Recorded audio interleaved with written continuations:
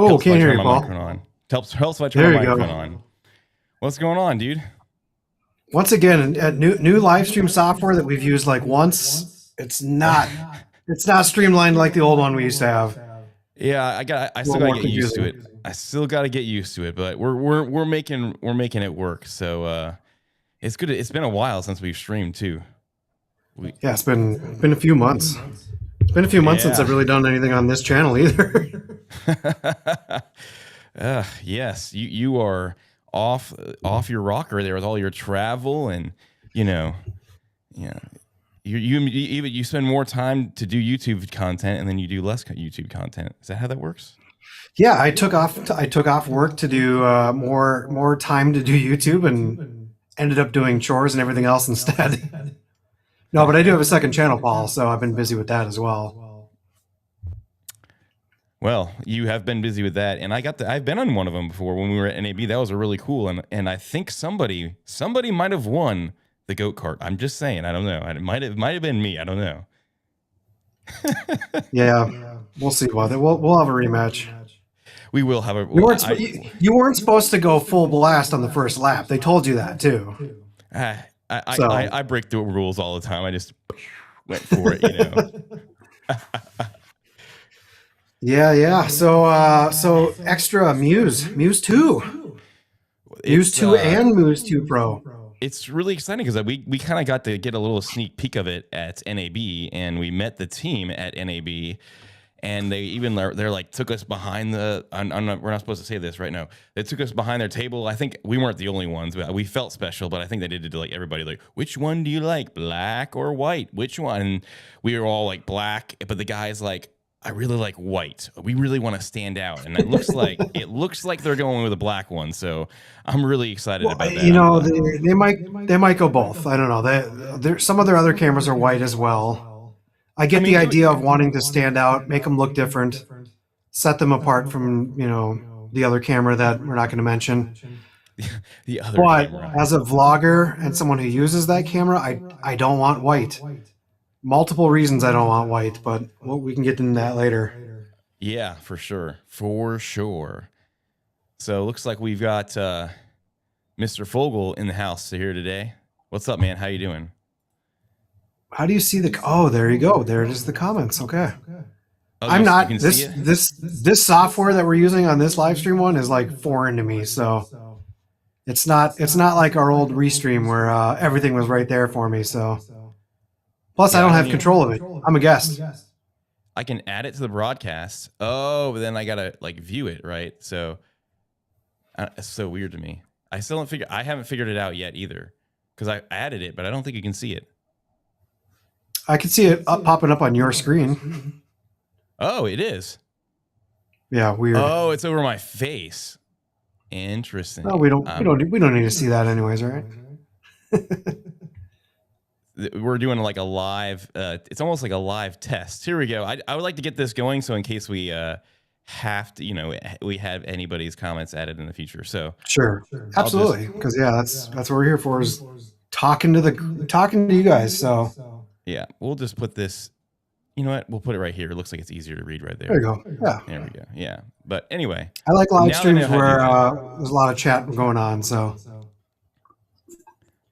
Hey, look who it is. Oh, I gotta showcase this. This is here we go. This guy, he's very active in the on the extra. He has an extra page, and he's been waiting for this. What's going on, Matthew? What's going on, dude? Him and I have chatted a few times about speculation on like what the body is going to look like, and whether or not they're going to get rid of certain items, which we can get into obviously a little bit, but I mean, we didn't really have to speculate much, Paul, because we actually saw the thing a few months ago. So I'll turn my microphone up, Mr. Brad. How's it sound now? Do I sound about the same as Kyle? Kyle said he's really loud, and I just cranked my microphone up. So does it sound all right to you, Kyle? It sounds fine to me. It's hard to tell, though. I mean, I don't know how I sound because it's not playing that back in my headphones. So. Oh, look at this. RJ, man, what's up? Dude, this guy lives in Orlando. He's a fantastic, let's just put this in the middle back. Yeah. Over here. I'm trying to figure out the best. So okay, let's just get into the white versus black camera.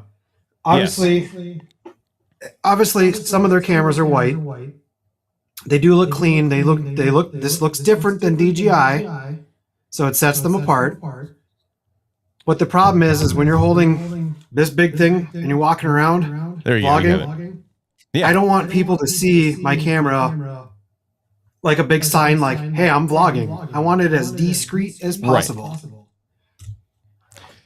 So it looks like it is. It totally looks like it's going to be to white. Was anybody in here for the countdown? I'm just curious. They've been teasing the white too, though, so I think they might go both. I know it's more expensive for them to make 2 productions, but I think there's a lot of people who do want white, specifically a lot of female content creators that want white cameras. I just like. There's so many times that you're filming things that people don't want you to be filming in places. Right. You just draw attention to yourself filming, and that's the last thing I want to do as a creator is draw more attention to myself when I'm out and about filming. You want to be as discreet as possible, and that's why a lot of people use their cell phones instead of cameras.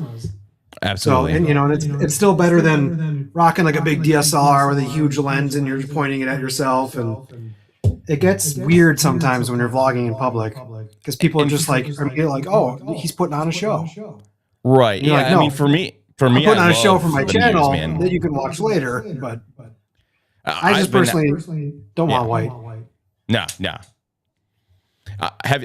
You've been using the Pocket 3 and the Muse for a lot of your second channel because it's a lot easier to carry that camera around, right? I mean, I've been exclusively using the DJI Pocket 3 with my name on the side because everyone else has the same camera and I don't want to lose it and pick up the wrong person's camera. But since I've had the Xtra Muse, I've been using this as well. Honestly, all of my Astoria stuff that I just put out, that was all on this camera. But you're not going to notice the difference between these 2 cameras as far as the image. So. But it's nice, at least what I like about this right now is that I have one of them that might be my main camera and one that I can put in my bag as a backup in case, let's say the battery dies, maybe the camera went kaput, maybe I got it wet. It sucks to like go to a big event like the one I did in Astoria for the short circuit 40th anniversary. The last thing you want to do is go there and your camera breaks. So... And then you're screwed. Then you're using your cell phone for everything. All your Astoria stuff was just really cool. If you guys haven't seen his second channel, I don't even think we have it in the description, but just check it out. Oh yeah, look at that. That's so cool. What's funny is alive. My son has recently watched both Short Circuit 1 and 2. And he's like, the first one was totally better than, I mean, we all can agree with that, but I met one person on this trip that said they liked the second one better, and I was like, you're crazy. Like, I don't know why. The storyline's just not as good. But anyways, this Short Circuit. The one funny thing is though, when I was using this camera, we ended up meeting up with Tim Blaney, who was the voice of Johnny Five. He's also the voice of Frank the Pug and Men in Black and things like that. But he saw, we're aiming the camera at ourselves as we're vlogging with him. And he's like, oh, a one-eyed robot. And he's like doing his little robot voices and stuff like that. And I'm like, oh, that's kind of, yeah, I get it. It kind of looks like a little robot. Is there still an echo going on, guys? Tell me in the comments. I think I usually don't wear headphones. And I just turn my audio down low enough where my microphone doesn't pick it up very much. But just let me know if you can hear an echo still. It was probably coming from my microphone. I don't like wearing headphones while I'm streaming, but echo is gone now. Okay, so I just had it cranked up too loud. Sorry. Thanks for the tips. See, I'm still getting used to streaming again. Kyle and I used to do a stream called the Creator Camp. Yes, we were the first people to brand that, by the way. And it's been a while since we've done it, but it's good to be getting back into the flow. Wait for Burt McElroy is going to jump into the stream later, and we're gonna have a quiz game, I think, right? Yeah. I love me some Burt McElroy. Look at this. We got Thomas. Yo, what's up, man? OG team right there. Hey Thomas, you want to send me over one of your what is it, the what's that camera called? The Fujifilm? Does he have Fujifilm or has he got the L1? I forget. He's got the L10 from Panasonic. L10, that's what, yeah. You should let my wife borrow that when she goes to the Amazon. It might break, but you know. It might break. Probably not gonna happen. that camera is really cool. Panasonic, you're doing some cool things. I wish I could just have them all. If I was loaded, I would just have every single camera out there. People are like, why are you, getting all these Muse cameras and Insta360 cameras? How many cameras do you need? I'm like, I just, if people want to send them to me, I'll take them all. I want as many cameras as possible. There's a camera for every purpose. Yes. The Pocket 3 and the Muse are great for vlogging and walking because they have a gimbal built in. I can't. They have this wireless one, mics. It's too. This one's too big. I'm still using this Elgato mic. They sent it over the big setup for me for streaming, and I did some videos on them, and I haven't yet swapped over back to some of the other microphones. But so I've been using this one exclusively for a little bit. But yeah, I can't. It's too big for me to eat this one, man. Plus, nobody wants to see that. Yeah. So, purpose of the pocket camera. This is a vlogger camera. This is almost 100% a vlogger only camera. You're going to be walking around filming yourself. It's a great wide angle lens. You can pair a cheap wireless mic to it. In fact, you can pair the DJI mic to the Muse. Some people don't realize that, but when you get this camera, you just do the firmware update. And then your mic 2, your mic 3, your mic mini, all of those will pair to the camera. Because they're using DJI tech in this camera. For all purposes necessary, this is a DJI camera. It's just got a different name on the front. Like your intro said, same camera, different name. Wait, like what? Different logo, same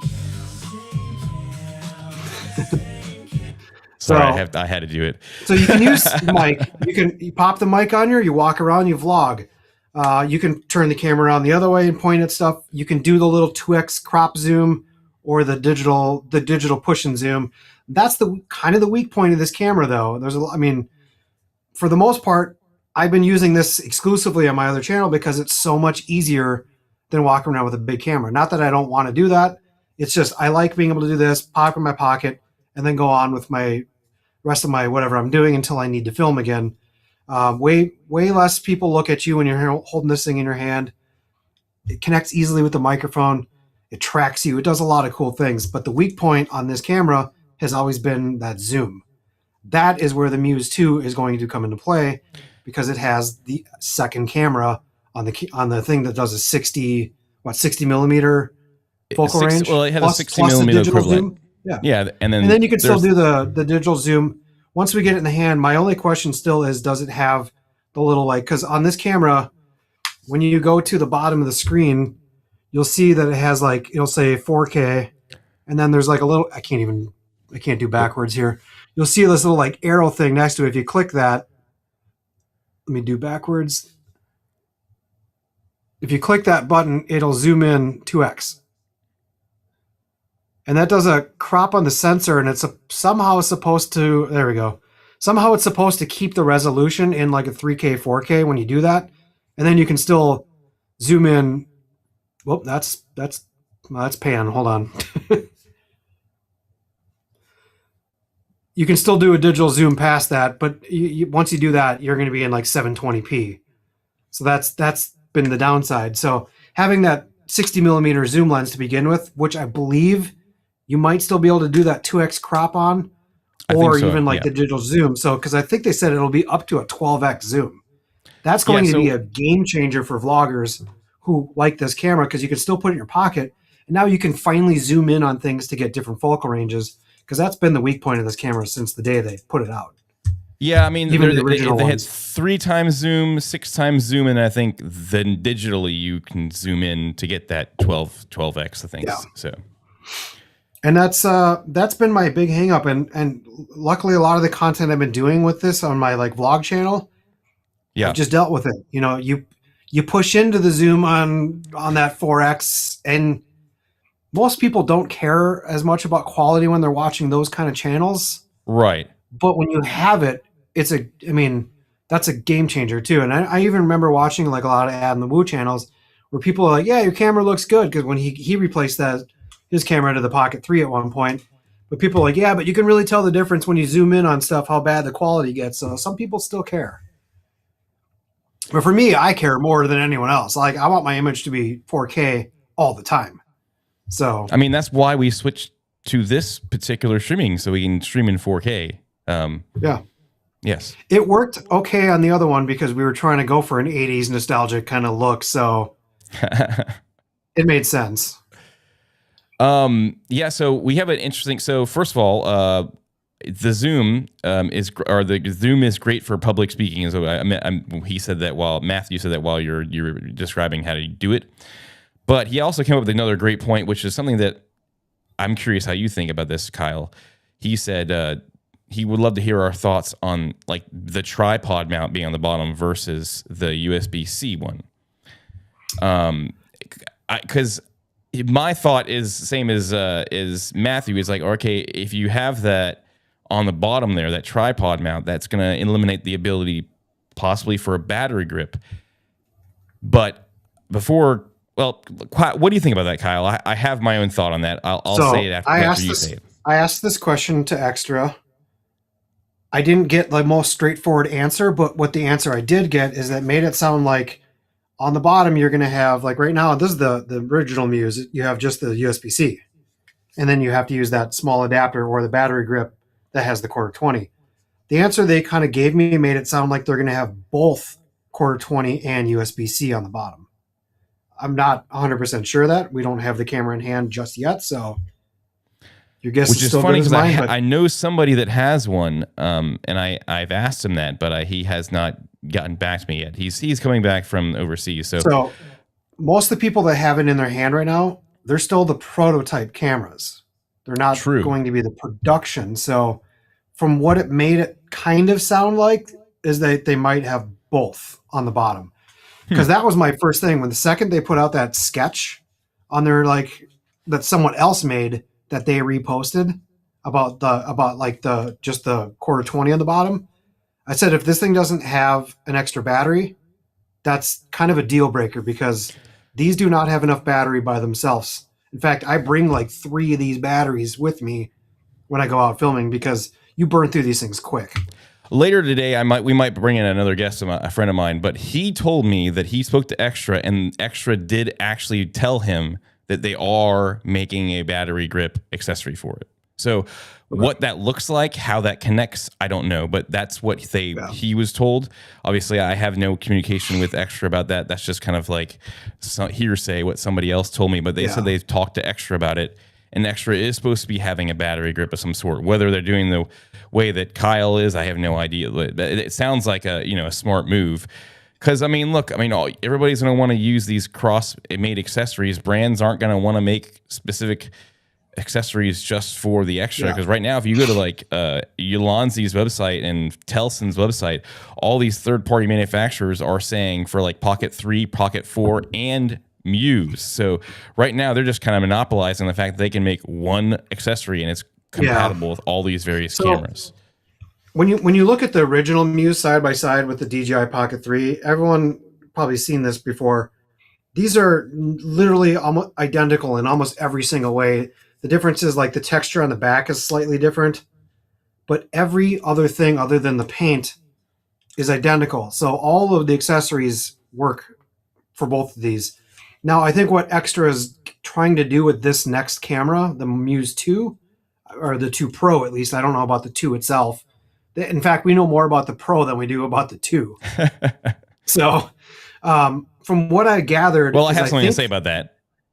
I think really, they want to make it... What?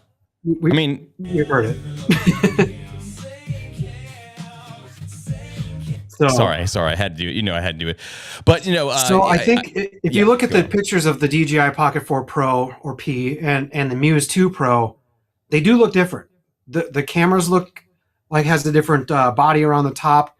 The flip screen has that flippable both right or left, but because of that, it doesn't center like it does on this one. It's going to kind of sit off to the side, regardless of which way you put it. That's different than the DJI. So I think they are trying to separate the look of the camera as well from the DJI, so it's not like a direct hand copy, which will probably also help them with a lot of the FCC stuff. Right. Well, I mean, and from what I understand, this is kind of what Xtra kind of explained it to me. It's pretty much the same camera as far as all the functionality, all the specs, all that stuff, image quality, all that's the same. They kind of purchased the rights to use all of DJI's, technology essentially. Yeah. And so they're just able to put all DJI's tech into whatever little handle design they want. So if they wanted to keep it 100% identical, they could do that. If they want to add little changes like they did with the little screen, they can do that. But essentially, you're having the exact same DJI tech inside of these cameras. So that's the way it was kind of described to me, is they bought the rights. They bought the rights. Right. So I'll release you got the. We can't talk about that right here. Sorry. This is a no. There is one guy that did get it. It looks like a good look. The Luna looks like a good camera. The problem is all these cameras these days are getting really good, right, Kyle? I mean, come on. Well, I think from what I'm gathering, for the issue that I have with the Luma is that it does some things maybe better, but it also does things less good. Like it only does 4K and 100 frames per second. This Muse 2 Pro is going to be 4K and 240 frames per second. Which looks good in all the sample footage that we've seen that they sent us. I would like to show if some you have stuff you can share. Yeah. Luna right now is getting, or the Insta360 is being sued by DJI right now for stealing patents on their camera. That might affect them badly in the next month or two. Right. I'm pretty sure that's probably why they all of a sudden said, put it out there, get it sold. Push it out there now. Yes.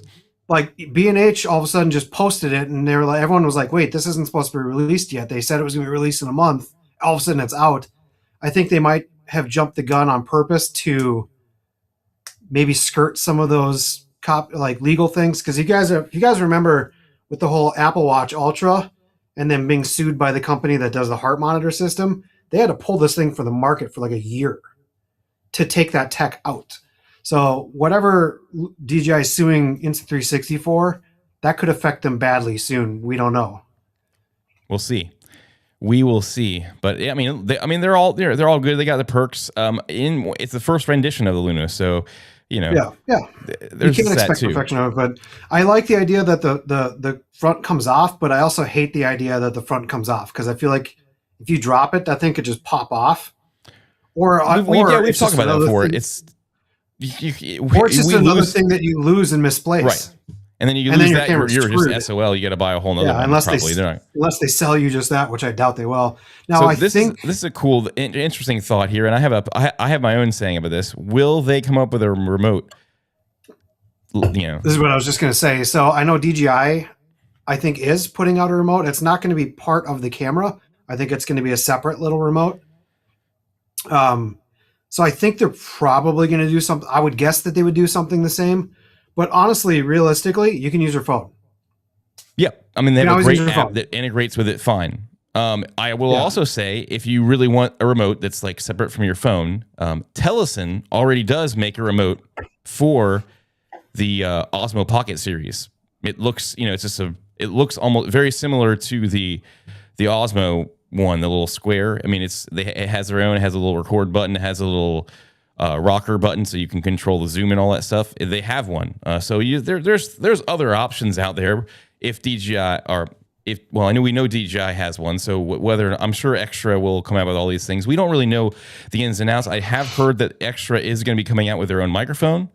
But you don't even need that because they work with the DJI mics. But just to, I'm assuming they're going to have their own creator combo bundle, which will come with a microphone. So, but they are coming out. It's probably going to just be this with an extra name on it. No, so like, so I personally own all the DJI wireless mics. I'm still exclusively using the Mic Mini for one reason. If you lose these, they're $25 to replace. Honestly, I use them because it's small, and it's less hassle. I have the mic 3 and it sounds good. But the difference in like the sound versus the mini is not that big. And I mean, it's just, you don't have to worry about the 32-bit float. I mean, it is nice having the backup if you really use that, but typically I just turn it on, leave it on all day long. The battery life in it is incredible. And when I turn the camera on, it links back up with the device. It's great. Yeah, I mean, that's what it's supposed to do. I've definitely noticed that this thing sometimes after like not using it for 20 minutes will just turn off altogether. Yeah, you so kind of have to turn your camera back on. You have to make sure your light's back on. But I like this because like the wind muff on the thing is tiny. So it's like once you put it on your shirt, like you don't even notice it. Yeah. And I was going to take a Sharpie actually just paint off the DJI because I don't like that reflection. But the what mic are we shooting with? Big and it's got that huge fluffy muff on the top. So like that sucks sometimes. Thomas, we are streaming with Ecamm Live. So I think it's a little bit of a learning curve to get used to, but it does have a lot of control. I mean, you can pretty much customize the screen and the templates, and you have different scenes. I can use my Stream Deck Plus to control all the buttons and everything like that. It's really nice. It's just you got to get used to setting it up and everything like that. I probably should have spent a little more time with it before just jumping right into it. But I like it for streaming. It's just the only thing I wish they added, and I emailed them about that this week. Is like, hey, you guys really need to make it so that you guys can invite. We like to invite guests, and right now the only way I can get this to stream on Kyle's channel at the same time is I had to put his username information into my Ecamm Live. That's how we're streaming on both channels right now. But that's the only quirk. They said that Ecamm told me it might be because it's software based and not web based. There might be an issue with that getting that to work in that function. But they said that they were like to bring it to their team and try to figure it out. So I hope they can figure it out because I absolutely love being able to let the guests go on there too. But that's a little tangent. So, Ranger Studio said there's stickers that cover the DJI logo. So I have like the if I can get the light to hit it right, I have like vinyl, whatever these are, skins for my DJI ones. But for whatever reason, they still allow the graphic to come through. But I still put this on here because this is that shiny clear plastic, and I hated that reflection. So at least this dulls it down a little bit. But yeah. It's like if you're vlogging, this is good enough, and it's small, and when it eventually falls off because your bag hit it or something, $25 to replace, and you don't need the whole set. You can just get the mic. Yeah, and the new mic, the mic Mini 2s, they have a bunch of different colors you can snap on the front. But I've seen people, if you have 3D printers, you can actually print your own whatever cover for them. They have little templates on the 3D print websites typically, and you can just either customize it to be whatever you want, or just print like a straight black or straight white, whatever color filament you have, and just snap it on right on the front. So that's the nice thing about the Mini 2s.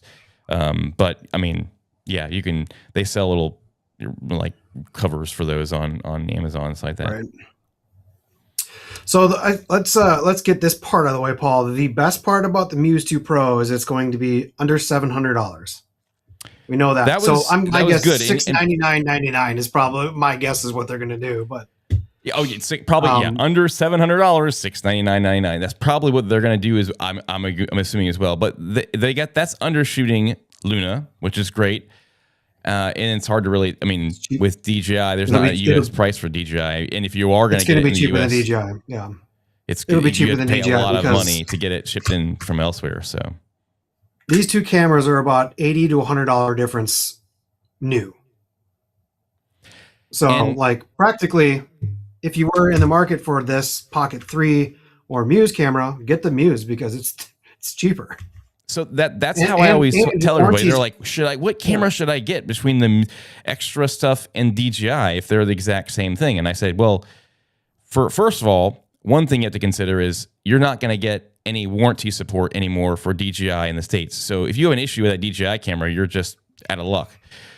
So that's one reason to get the extra, because you can at least get your repairs supported. But at the same time, I just say, hey, if you like them both, just get whichever one's cheaper, because at the end of the day, they're exactly the same camera. Yeah. I'm not going to play it. And this is also I think 2-year warranty. So Yes, now it has they come with a 2-year warranty. I don't know if they exactly extra have warranty. There you go. I don't know if this has the like extra care or something like that, if they have that set up or not, but I don't think they have it set up currently. But what's really cool, I don't have the screenshot of it, but right now too, if you want to for the pre-release, I believe there should be a link in the description. If you pre-order that, or sorry, not pre-order, if you what's the phrasing I'm looking for? Not if pre-order. You want to if you jump on the pre-release, if you want to reserve right now, the Muse 2 Pro, you can sign up for that. I think it's like $20 down, and you will be the first to get that camera. Other than a couple creators, but there's also another perk. I believe they're also giving you a like $60 off a discount if you pre-order or if you do the early release. So if you pay the $20 now, you're going to get $60 off later. And I believe they even said that $20 is refundable if you change your mind, I think. Let me pull up don't quote me on that, but I think it says it on their website. The actual notice that they sent us just to...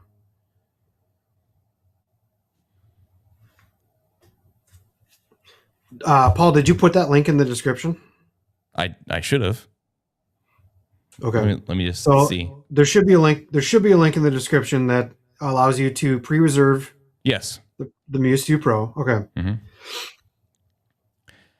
And I need to add them in later, but there's also right now there's a bunch of crazy. If you wanted to save more money and get some of these older models like the 360 camera, the Auto, and the Muse, right now they're until June 22nd. They're running some crazy sales for Prime. Well, they're doing Prime month, so it'll be past June 22nd. Starting on the 21st, Prime deals go on. Like right now, you can still get some of these deals through Xtra's website themselves. But when it comes to Prime Day sales, you're going to get the like Auto or the whatever the action camera is called, or the Muse. Like they're going to be kind of slashing those prices a bit. Well, I also have right now you can still get it on Amazon or Xtra's site using the promo code. So you use the promo code in Amazon or Xtra's website, and you can get the that special pricing. So let's see what they said on Early Access Reservation opens today.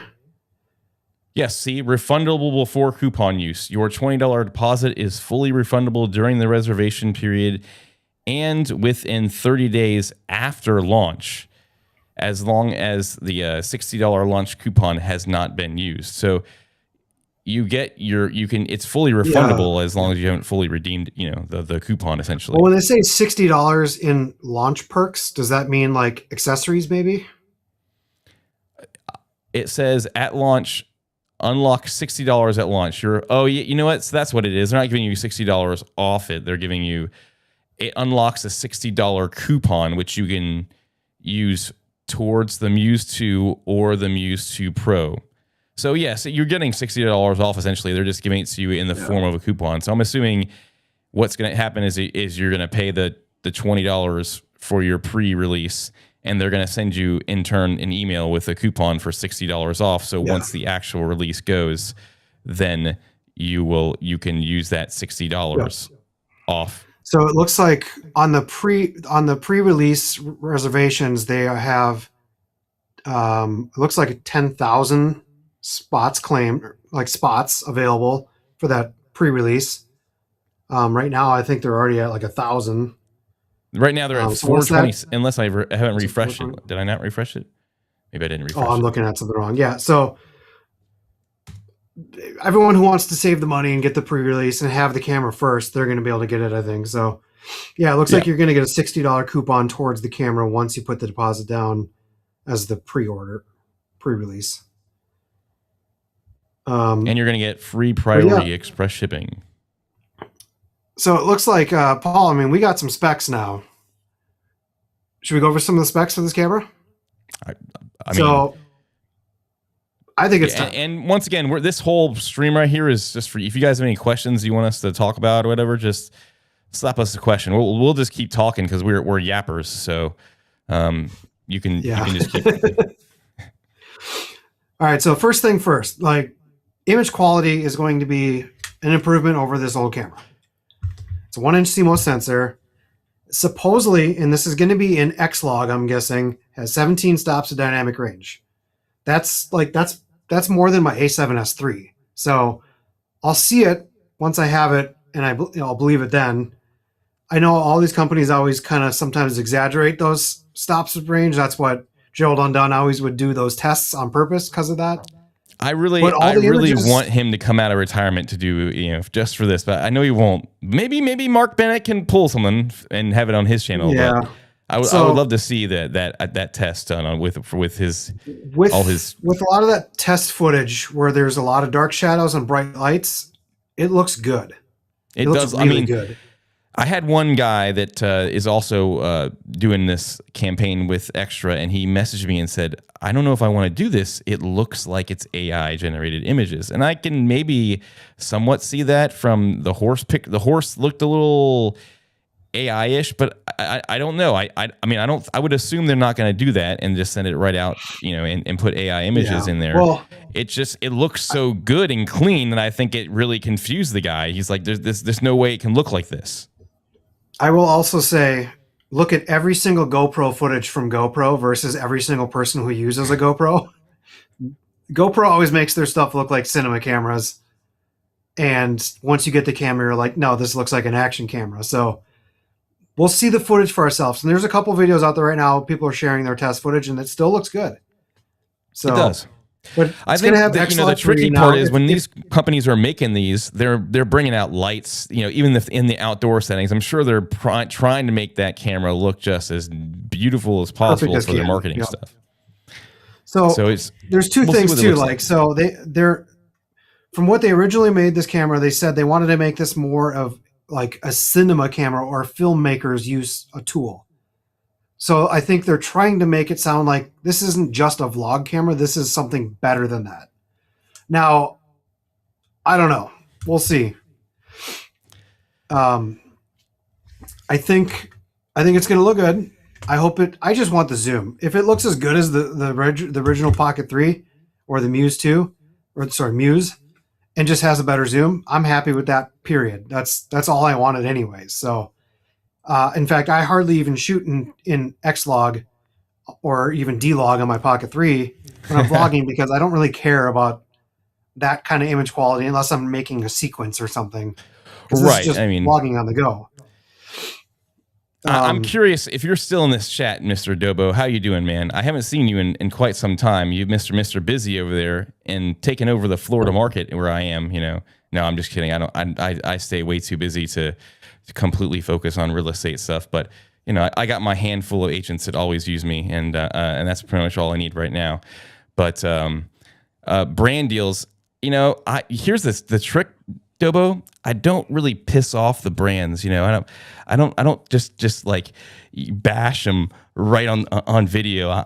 Maybe I'm not as I'm a little more elegant. Maybe is that way you would put it? I don't know. I don't just like to bash the brands on live videos. Dang it, man, this guy sucks. Dobo is 100%, and if he's blunt, it's for a reason. Hey. The one thing I did like about Mr. Dobo is how that guy felt about your product 100%, and you would trust everything that came out of that guy's mouth for his videos because he had no fear of just throwing the brand under the bus if they made something that was complete garbage. And you got to respect the guy for that. I will go I'll say it was very fun working with Ken while I was, because the guy definitely didn't hold back on his opinion. You knew how he felt. Yep. So anyways, we got two cameras, so we're still going to have, I think, the same wide angle lens as far as focal range as the Muse. And they're going to also have another wide angle attachment to get it even a little bit wider.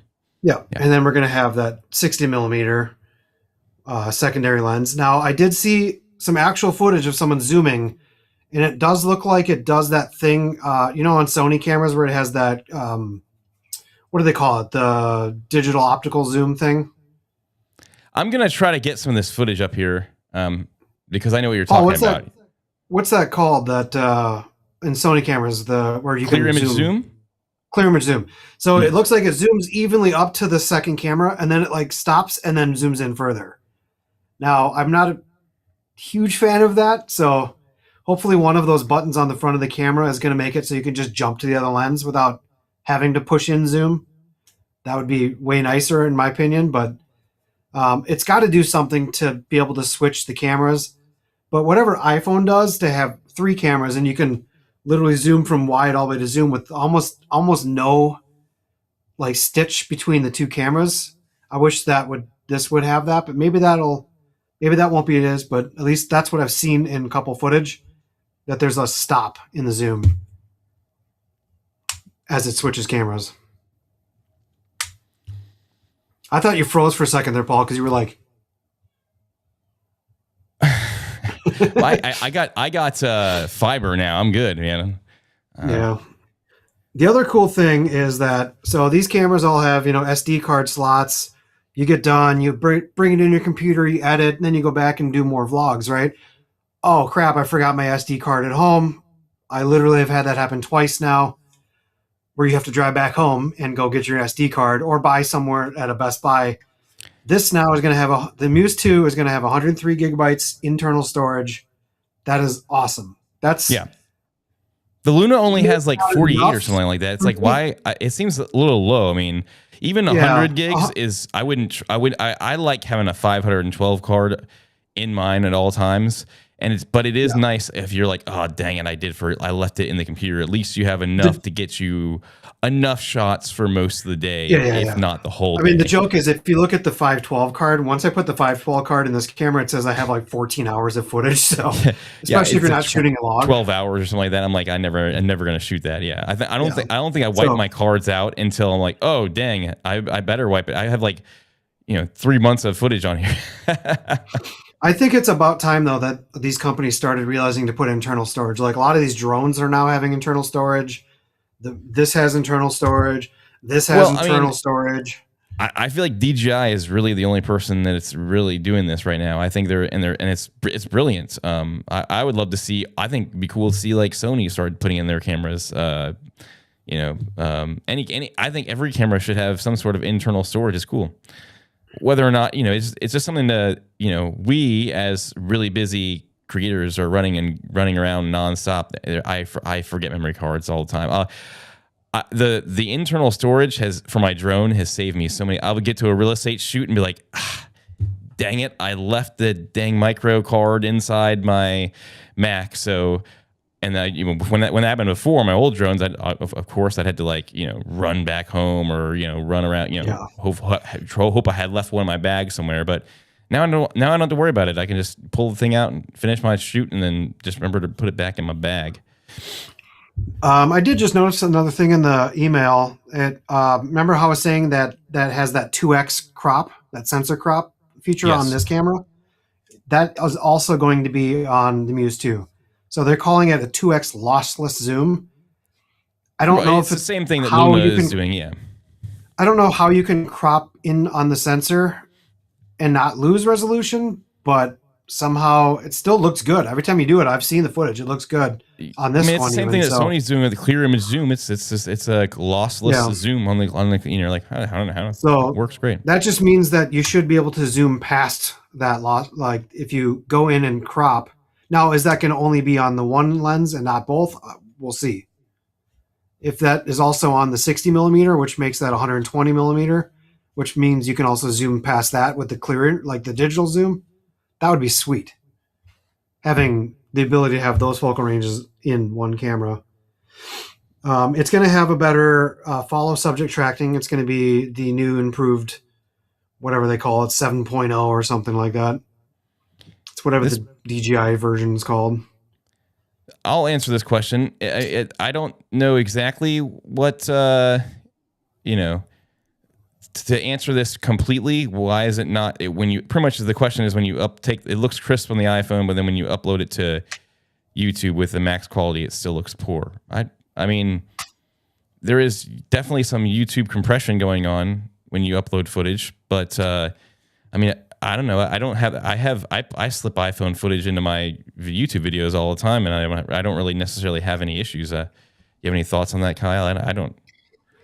I mean, YouTube's 8-bit, so it's gonna compress the crap out of everything anyways. But I think a lot of it's just like at least with my Pocket 3, a lot of it I think is just not great lighting, and I think when you're in auto mode on the sucker too, it's just doing some weird stuff with your shutter speed or your aperture. But there are times where you have like great lighting and you look at it and it looks as good as my other cameras. So it's Right. I think a lot of it's that. I think it's more sensitive to lighting, especially in auto mode, than like when you're practically putting your A7S3 footage with very Right. I mean, specific settings. the So day that these cameras can look good in a studio setting like this, indoors, where they can look almost indistinguishable. Like I could open up the Muse in here right now, and I could tell it's Muse footage. you want me to switch? Should I switch to my Muse right now on a webcam? Try it. See what happens. I'm Let's curious. So you switch to that. Let me know when you're ready. But yeah, the day that those cameras can do that, I am gonna be like, wow, like that's gonna be impressive. I love shooting these pocket cameras more so than my Sonys, just because they're so convenient, especially for family stuff. So Sigma BF, anyone? Sigma making their cameras. I mean, they just need to stick to lenses. That's what I think. But hey, what do I know? Are you switched over there? Nope. Definitely not. Not yet. He's still working on it. Okay. I feel like I lost him. Anyways, but yes, this camera is exciting, and I don't know if you guys have any other questions. Oh, here we go. He's trying to reconnect here. Back in the green room. All right. Are you back with us? Okay, so this is the Muse right here, right? Yeah. So in webcam mode, this defaults to 1080. Oh. I think. I don't know if I can change that setting. I mean, it doesn't look terrible. It just doesn't look as crispy as a Sony camera, but it gives me the option of 40, 50, 60, and 30, and 24 and 25. So this is what you got. This is the Muse. So, like I said, and I think he could combat this even a little bit more if he were to use some increase his studio lights in his room if he really wanted to. So right now he's just literally using the exact same like brightness as for his Sony cameras, and they're better in low light. So I think it's a very unfair comparison. But he could get it to look a little better. I'm also in everything auto right now. I did not gray card this. Controls, I did not. right. Yeah. But I can also maybe put. No, they do not have that. Okay, I was gonna say, can I put the soft skin? The soft skin feature for the live stream mode. It doesn't. Yeah, so you can film an X-Log if you want. Yeah. Yeah, I wouldn't do that, but yeah, it looks like it's got some image stuff. Plus, I'm in default. I'm not in custom. The one thing I always recommend when people get these cameras is to reduce their sharpness by -2, because these cameras are too sharp sometimes. I think I go details down by like -1 or something like that. Yeah, noise reduction down to -1. Noise reduction, there you go. Because that'll help a little bit. But ND filters, as far as I know, for sure right now, the DJI ones are going to get the ND filters, because I've seen Freewell and all those other companies. They're already marketing those. And if I had to guess, just looking at the lenses, I think they're going to be this. I think they're going to be compatible. I don't know for sure. It'll be hard to tell until I see it. But the lens function on the front looks very similar to the DJI. I would not be surprised if those ND filters, they manufactured those lenses to be to fit. Hey, the auto track does work on this though. I mean, hey, look at that, Paul. I'm getting used to that. It's kind of cool, Maybe I need to switch to just be, maybe once the Muse 2 Pro comes out, maybe it'll look even better. I don't know, for low light situations like that. But that, Well, you could turn that off if you don't want it. It's probably a little bit too crazy on a webcam. But there's some functions you can do on here though for settings while you're doing it live. So I just wish you could do 4K on it. Like right now, my other camera was shooting in 4K, so that's that's a big difference right there. But this was a good test. This goes to show that, you know, if you get this camera or, you know, one of their other cameras just to start out and you don't have any mirrorless camera, you don't have nothing. It's a great place to start because you can literally live stream. You can literally bring it on the go with you. I love using the auto for like POV stuff, chest mounting it, and it's super small. I mean, that thing is so discreet. And then, you know, you've got the Muse, which is obviously the Pocket 3 essentially, and it's that's I don't know. I've been having a fun time. I've been going around to like theme parks with my kids and shooting with the Pocket 3, or the Muse. I keep saying Pocket 3. The Muse. It took me this long just to finally get one. And I've been behind times, and it's been a joy to use. So yeah, it gets. This is why it's also hard to vlog with that camera with like my regular cameras now, because this is so easy to just pop in a pocket, or like I just have like a little sling bag that I put all my stuff in, my camera, my case, my right. microphones. It's a real minimal sling, and I can just wear that. And the only thing is, I noticed when I wear a sling, I got the magnetic necklace so that I can actually put my mic like off to the side here and not worry about having to like put the magnet under my shirt and all that stuff. Because then you can just pop it on easily. Because sometimes when you're wearing a sling bag, if it's like right under your chest, it's easy to like pop off the mic or have the strap hit it or something. I think it's cool though. You can use this as a webcam though with the DJI mic. Yeah, I'm gonna switch back to my other camera though, Paul. If you want to switch the screens for a sec. So this is the 240 frames a second right here. This is just one of the clips, and this is at nighttime, you know, and there's, you know, a decent amount of detail in that fire. I need to like adjust the screen size here. Paul, you're echoing like crazy there. I am? Yeah. It's really weird that it's only did that when I swapped my screen. I wonder if it's because it's going off my computer or something. Yeah, I think you have the audio input controlled or something. I don't know. There we go. I'm going back to regular. Sorry. I'm going to switch my camera real quick. One sec. Once again, you know, it's yeah.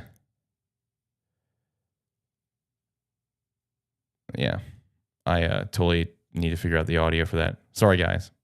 But any other questions we got here going on? You know, I will say that I don't know if you guys heard this. So right now, I'm kind of have this idea that I'm trying to work with. Kind of wants, and I really would like to do like a music video. I've been like delaying. I haven't never shot a music video on my own. I thought it'd be kind of fun to play with and toy with. And so, if you guys heard the intro music we were doing, you probably didn't. But I did that song and I sang it, and it was a fun little jingle to write up. But yeah, this is my joke. I kind of been throwing it in there.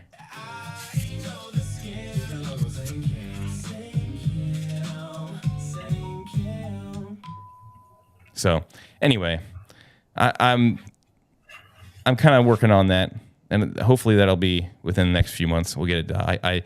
I can now drive, so I wasn't able to drive for the last 6 months, and this past week I've been able to drive. So now I can actually get to some of these shooting locations that I have been wanting to do, and collaborate with some other creators that I've been wanting to collaborate with. So I've been trying to do a local Orlando meetup at a local coffee shop down here in downtown Orlando, and I was going to do that with a few other creators, just to have a few of us bring in our crowds to try to just meet in person. I love collaboration. That's why I love NAB. I want to go back again. Can it be NAB again? Come on. I just want to go back to Astoria. That looked like a fun trip. I just left, and it was beautiful out there. Great. It was great. So if you guys want to see what the Xtra Muse looks like, go watch those videos. Oh yeah. Have you edited anything besides the one? So I did 2 days so far from that trip. I got day 3 and day 4 to finish. This week has been kind of heavy with me trying to clear out my house and my garage, and because we rented a dumpster. So I got to get all this out while at the same time.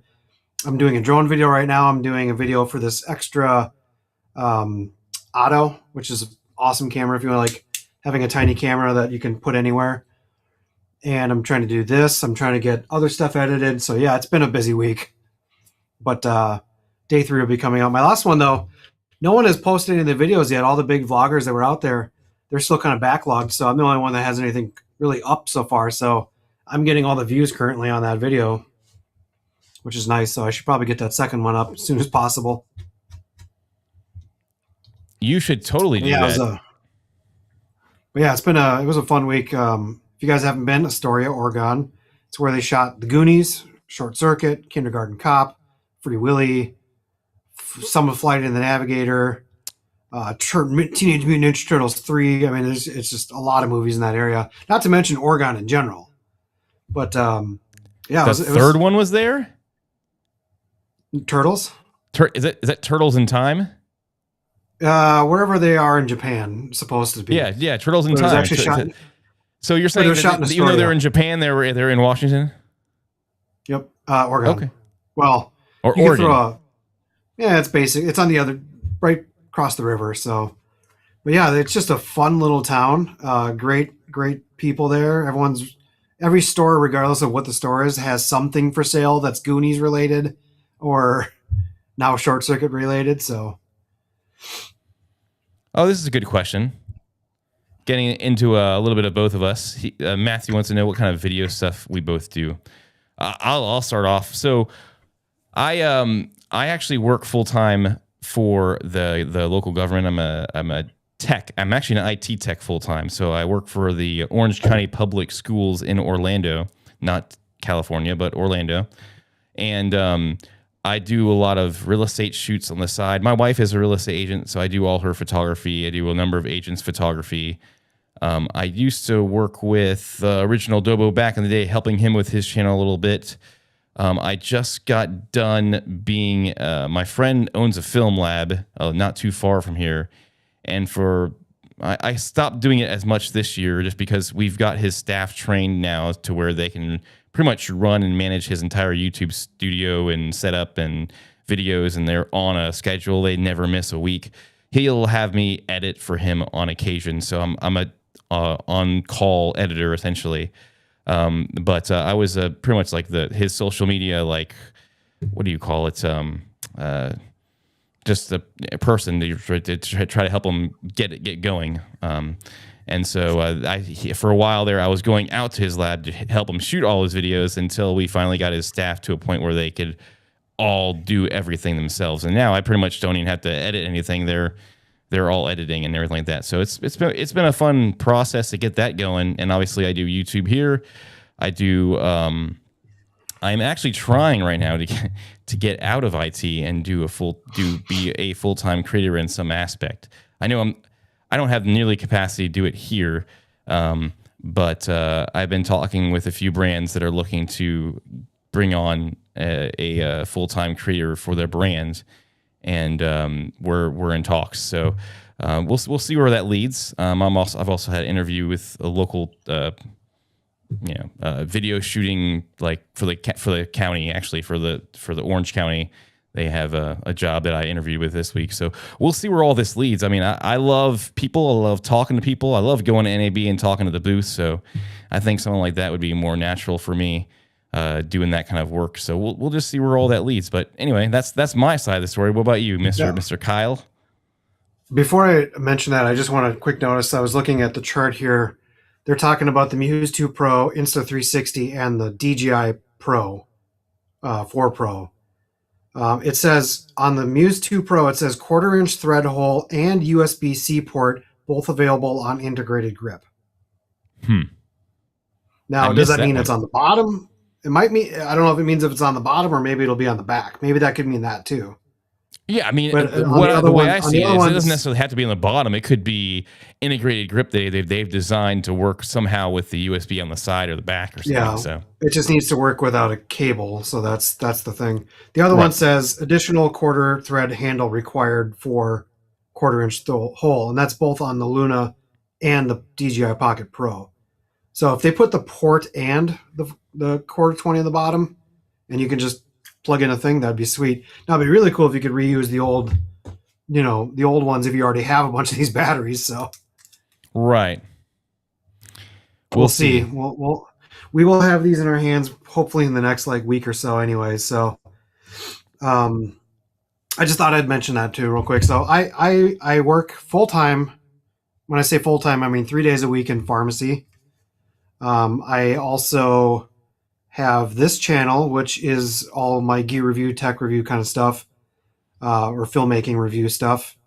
And then I have a second channel that I just started that is more exploration, adventure vlogging, events, film locations, movie related stuff, pop culture, whatever. Um, we go to so many cool places all the time to film cool gear reviews, and I was like, hey, I wish I could film other stuff. And then one of these big vloggers once told me, well, why don't you? So I started a second channel a couple months ago, and it's growing a little bit.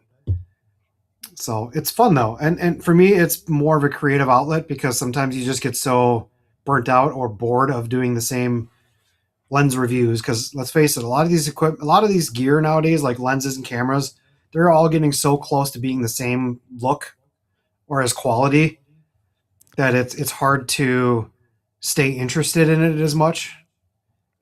I mean, I will say So these third parties and these Chinese companies now with these lenses are just getting so close to the quality of the manufacturers of these cameras that it's almost like, should I spend over double the amount of money on the same exact lens just for maybe a little bit of like lightweight and a tad bit more sharpness to it?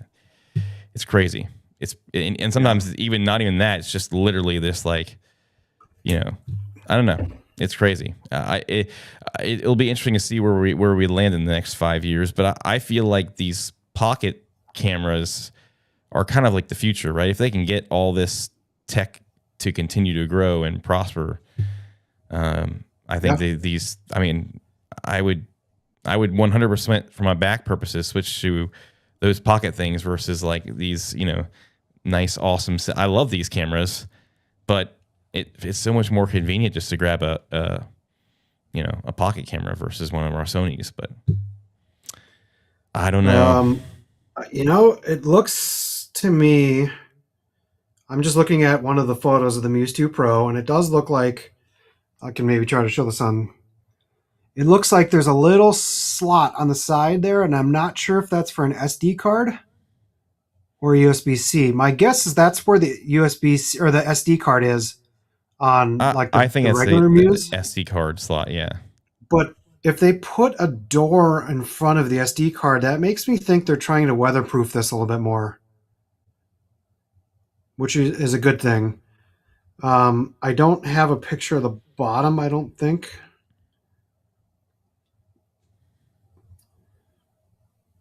And also, it looks like the regular Muse 2 is going to have kind of the same handle grip. So I'm guessing that's going to have the same flippable screen right or left. Right. Not positive on it, but I'm guessing if the bottom looks the same, it's probably going to have the same kind of thing. So I don't we see want to know, when is the anything- next pocket camera going to get shot on Hollywood, man? That's going to be. Hey, you know what? We're gonna shoot that music video in. So it looks like if you look above the buttons here, it says zoom and what does that other one say? I can't read what it says. Function. Oh, FN. So it says function. Yeah, just whatever you want it to be. So I think that zoom button, either that's going to switch the joystick to zoom from like the panning and tilting and stuff, or it might be a quick zoom button where you can zoom in quickly on something too. But I don't see a single photo that they've shared with us that shows us the bottom of this grip. No, I've already looked at the closest we got to that was like they had a little SketchUp rendering that I did have. It does have the little pins on the back of the gimbal, which means it will probably work with the light. It does look like it's going to be able to be compatible with that light, so that's cool. And yeah, it does not show the bottom. There's a spot for a strap, it looks like. So you can have like a safety strap. So if you're one of those Disney vloggers that goes roller coastering, some of these places are saying you can't hold the camera if it doesn't have a strap, which makes sense. So yeah, we'll have to see what the actual production model has at the bottom. That's the one thing I'm most curious about at this point. I mean, I think Matthew is in the same boat as us here. Hopefully, it's not a cable. Hopefully, it's just a direct attachment somehow to it. But what time will tell. It's getting really close. June 18th. Yeah, I mean, I think there some of these. I mean, I know some people who already have these cameras, but once again, are they the final production model? I don't really know. Word on the street is we might start seeing some of these in July sometime, but I don't know. It'll be interesting. These whole action camera releases between the Luna, the 4P, and then this Muse 2. It's been very interesting. Now, one thing that they did tell us at the Xtra booth is essentially that you have to wait until DJI fully releases theirs before they're going to come out with theirs. Essentially, I mean, which makes sense if you're paying for the. They might be ahead of DJI at this point, at least in the American market. Yeah, because they've kind of already made it a little bit. They've teased the release dates already, kind of the Muse 2, and I don't think DJI has yet on theirs. So, but if you look at a lot of the way they're sending people out to these events, like DJI just put a bunch of people in Cancun. Yeah, I mean, I was going to say, right now, there's a ton of people that are on a DJI event right now. And so I think the release is kind of imminent on this Pocket 4P. And rightfully so, because, I mean, they want to try to beat the Luna out as much as they possibly can. They don't want to give them any more time. It seems like these, I will say, though, I really like this competition because it's driving all of these pocket cameras to be even better. So, I mean, I'm all up for this. What it really comes down to is if you live in America, the Muse 2 Pro is going to be your camera.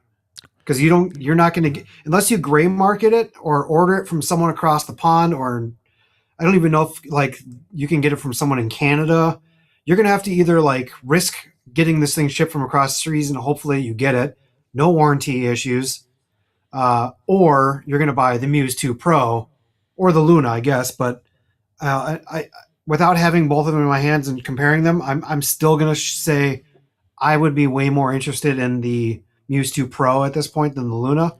There's not enough there with the other one. We're already in the ecosystem of DJI, so it just makes sense. I like where Insta360 is going. Their mic sounds interesting. It looks cool. I like that little screen they have on it. That's brilliant. I still think it sounds a little, I don't know, the audiophile in me thinks it sounds a little flat, not as much texture to the sound as the DJI, even the Mic Mini. But I mean, they're still fairly close. You can get a lot of that done in post.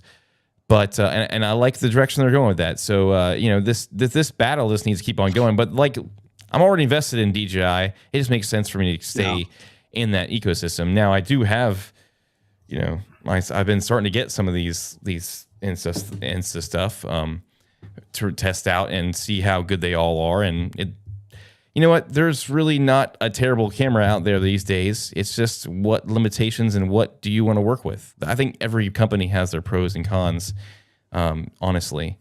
And this is not a who is better. This is just, hey, we're trying to inform everybody of what is what, and you can make the educated decision based on what works with your workflow and what does not.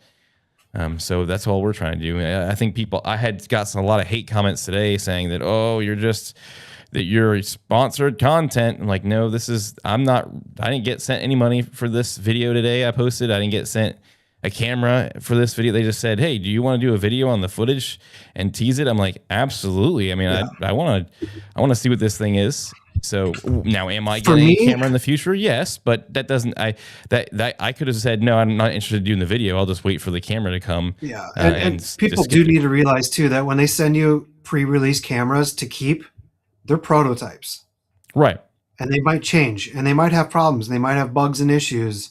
So, if we're going to get our prototype camera sent to us for this camera, but there's a good chance that I will probably still buy a new one to have the production model.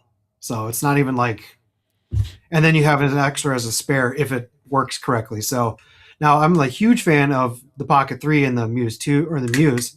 I use this exclusively on my other channel, so I'm very excited to just have this other camera or buy this camera. I mean, I was going to drive to Canada the day the Pocket 4 was announced, so I thought it was going to be sold. But then they were like, oh, just kidding, it's announced. And then I was like, okay, cool. And then they were like, we're going to announce the 4 Pro. And then I was like, cool, maybe I'll have someone buy it for me in Canada that's going to the story events. And then it still wasn't released. So I just want to get the new versions of these because I want specifically a better zoom. The rest of the camera, if it's exactly the same, that's fine by me. So exactly, Brad, and that's the main reason, you know, I want to stick with it. I just, the DJI mic, I have so many of them. I have the hot shoes. I'm already in the ecosystem. It just makes sense, you know. I've started collecting some other cameras, microphones, but at the end of the day, I mean, it's just, I don't know. We use whatever works for us, right? The most fair thing is that the new version of the DJI, this is their 4th version of this camera. That means they've figured out a lot of things along the way. Also, it's basically the same camera that comes off of a drone. So they've had lots of R&D into this camera. The Insta360 is brand new. By the time it gets to the 2nd, 3rd, 4th generation, it might blow this thing out of the water. We don't know. But they're not necessarily there yet as far as R&D in that kind of camera.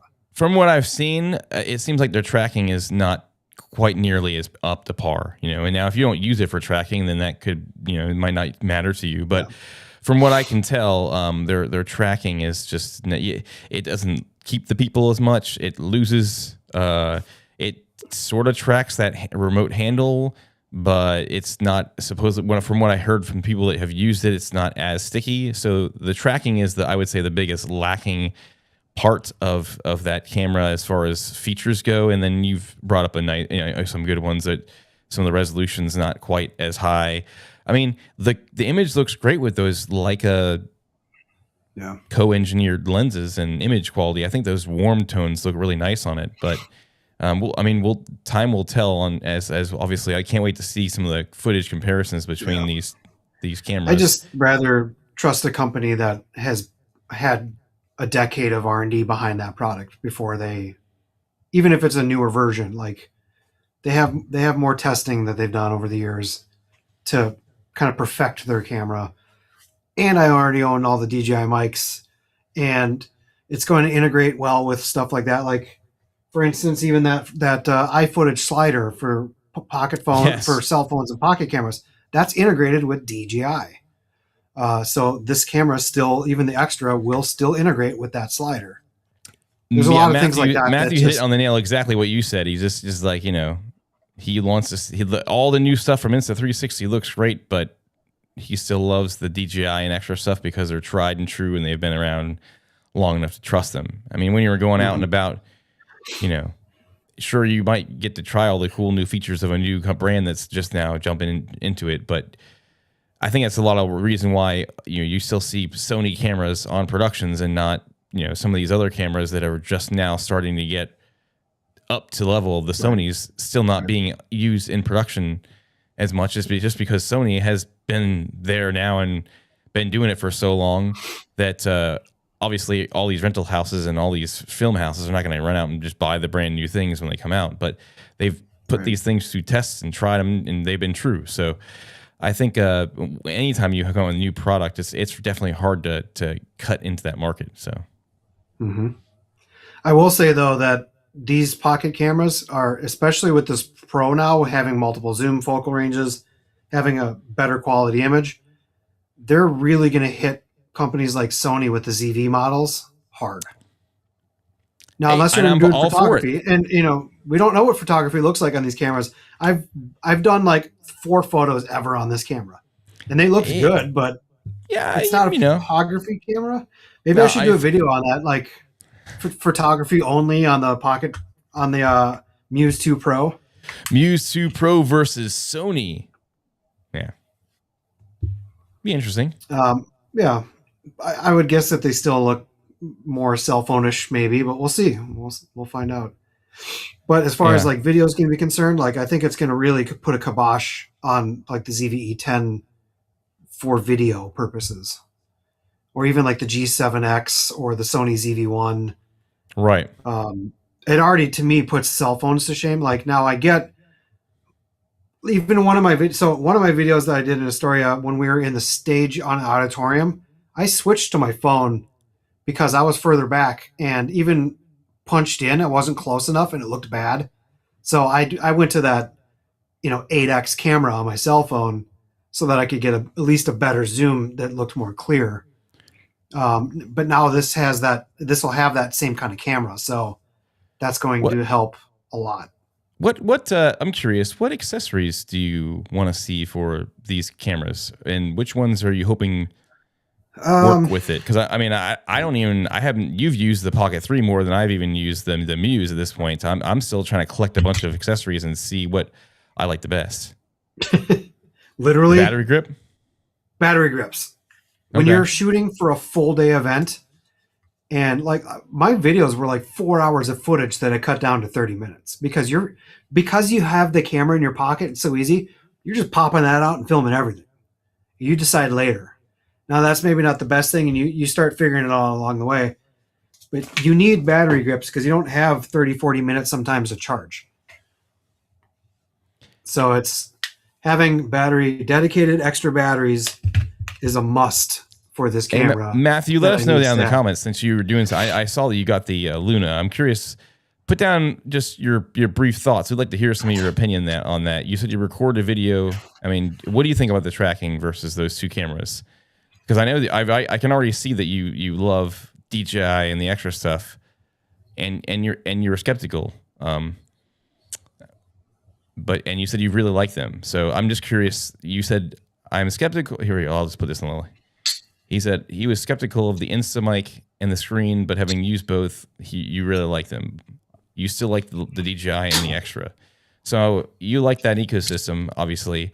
So I don't know, what are your initial thoughts now that you've had the Luna and the DJI, and you're already familiar with all the DJI and Extra stuff? So I'm just curious in the comments what you think about those two, and we'll share them with everybody. I do know that we've like Potato Jet, Gene did some really good tests on tracking between the DJI Pocket 3 and the Pocket 4, where he was like running around behind trees, going behind stuff. I saw that, and it like held him longer, right? Like dramatically better. Yeah. So that's going to be the same Active Track 7 that's in the Muse 2 Pro. I don't know what the Insta360 is because I don't have experience with that. I've seen some videos. It looks good, but I don't know. I just realized that my accessories for the auto, the little hat clip thing. Yeah. Do you know that's magnetic? Yes. On the top. You didn't know that? I didn't realize that. No, I just noticed that it's also magnetic. So that's kind of cool. And I found this out. Let me see if I have it over here. I did get the watch band for this too, Paul. So the total side note. So Xtra has the I picked up the Auto, which is like the Nano 2, and I bought a couple accessories for it. I got this one that's like a wristband where you can put the receiver on your wrist so that you can like see what you're doing when you have it on like your chest or something. I have this one from Telson. It's like it's the same sort of thing, but it's not like that. You just put this wristband on you, and then it has the mag. You can put whatever you want on this. That's what this one is too. I love this. So I just filmed a video, Paul, that I think I'll post maybe in a couple days. I went to go hang out with my friend who has a Back to the Future DeLorean. You probably saw the Instagram post. My dream. I can't believe I've seen him in person at his hometown a number of times, and we have yet to visit the DeLorean. So what I did is we did a sequence where I put the banana and the Tab Cola in the the Mr. Fusion. Then I go get in the car, turn the time circuits on, punch in the date for today's date, which is funny actually, and then I drive off and I jump through time. Well, I did about 18-ish angles where I just kept refilming the scene over and over and over, and I just put this camera anywhere I could possibly put it that looked cool, and I made a little montage. So that's my favorite thing with these little tiny cameras is that you can put these in so many cool spots, and they still look really good. I can't find my Nano. I can't so. find my Nano, but so they make Telson makes a clip, their own clip, and this is the one that's made for. This is for the Insta360, but they make one for the Nano and the Xtra Auto that work the same way. So the cool thing about this clip, and it's gonna be hard for you to see, but it not only rotates up and down for like a hat clip, but then you can even rotate it side to side. So if you want to go vertical and horizontal, it will twist. So that's I think this is probably one of the most clever designs I've seen for a hat clip, and I think that's why I love this one so much. I got this one. That one's nice. Paul, I think we were talking about this. I like those designs a lot because is that magnet or is it just? It's magnetic, and you can still rotate and angle a little bit. Okay. So you can still put this on a hat. It's not as maybe convenient as the Telson one is really nice. Yeah. And another thing I do is, and you can do this too, they make 3D prints of stuff. I mean, my goodness, I don't know if I have it laying around. Oh, I should have one. You ever do that, Paul, where you buy a new thing and then you're like, wait, I could have just printed that. I've done that too many times now. Paul, I showed Paul a video about this like suction cup mount that connects. So the suction cup mount that mounts to like all these like DJI or auto stuff. I made a funny joke because I shaved my head last year. So I was like, if you want to go around and not have to have a head cam, you can just pop that sucker right there and it ain't going nowhere. I also realized when I pulled it off, Paul, last time and not like lifted it up. Yeah. I got like a little suction cup mount that stayed there for like a day. So if you're bald, you can just use the suction cup mount, which is great. Now, I do want to see the accessories that I care most about on the Muse 2 Pro, obviously, are the extra battery, something that'll magnetic to it. I have like a little magnet mount that I can wrap around my camera, and then it has like an angled part where you could stick it on something. Because sometimes I don't like walking around all the time with this camera because sometimes you're not paying enough attention to like talking to the camera. You're just like looking around. You're walking. You're making sure you're not gonna like fall in a sewer hole or something while you're walking on a sidewalk. So sometimes I like setting down my camera, but sometimes that tripod just doesn't work on something. So I like having like magnetic mounts where you can mount it on a sign and then like walk up to the sign because sometimes that just looks cooler. And that's very Casey Neistat-ish. If you guys ever notice Casey's videos, he rarely moves the camera.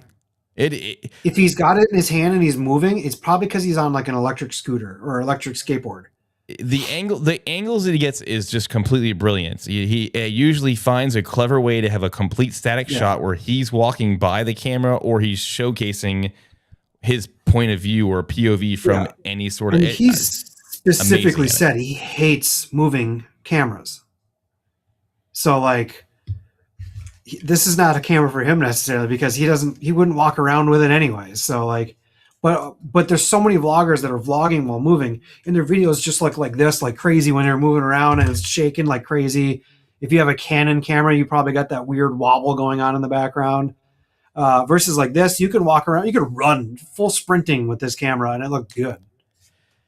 So, in fact, it probably looks better when Ranger7 you're says he forgets that he has he's like, why did I even buy this thing in the first place? Like, I do that sometimes too. I'll be like looking up products, and then now when I get a new camera or action camera, I usually try to go on the 3D print website and just scroll through and see what kind of other interesting designs people make. And I was having an interview with one of the brands recently about the content creator thing, and they're like, where can we, how would you figure out ideas for, making what innovative products? I said, well, the biggest way I do is just to collaborate with a bunch of creators and talk to them and just see what they want to see that they're not being able to do with their current cameras. But the other thing is just go on the 3D print websites and see what other cool designs that you say that kind of like ooh, that would be cool. Maybe I can do something else to make it even better. So I think, that aspect of just seeing the community, the 3D printing world is crazy. I mean, Kyle got me into it, obviously. And well, even just been stupid kind of stuff like crazy. Like this. I just printed this little like stand, and that just makes it so you can literally just like slide your thing right in there, and then it's like a tabletop now. So you don't have to have a tripod. You see my wife, she's here in the comments. She's probably just sitting in bed right now like, when is this guy going to get here? He told me he was only going to go for an hour. It's already been an hour and a half. What's this guy doing? But she goes over here. And so we paddleboard, right? And I did a Instagram story about it. I use like this car mount right here from K&F Concept. Really cool. I'm doing like a video for a bunch of accessories for like 360 cameras, and I don't know, it's really cool. I might even throw it in. I like using this for regular action cameras too, if you get the angle right. But I mounted it to our paddle boards, and they're inflatable, not like a regular paddle board. And so like now there's like indents where all these like suction cups were like attached to and she's like, it's driving her bonkers that there's like little indents now inside the. You know what's crazier about this whole story? That you're on inflatable paddle boards going in Florida water with freaking alligators. And Chelsea's like, oh yeah, they're only a few feet away from me. I'm like, I'm out of the water. I'm not even in the water at this point. If I see an alligator, let alone a few. I saw your reply to Chelsea's comment when she posted that. In Florida, and the funny thing is, we're not the only ones that are on these lakes and streams. Typically, everybody thinks, oh man, the alligator is just going to go after me. But as long as you're not when you get near an alligator and you see him swing down the lake, you just don't try to aggravate the thing and try to kind of leave it alone, let it be. Don't just the alligators are as scared of you as you are of them, so they're not going to just bolt towards you.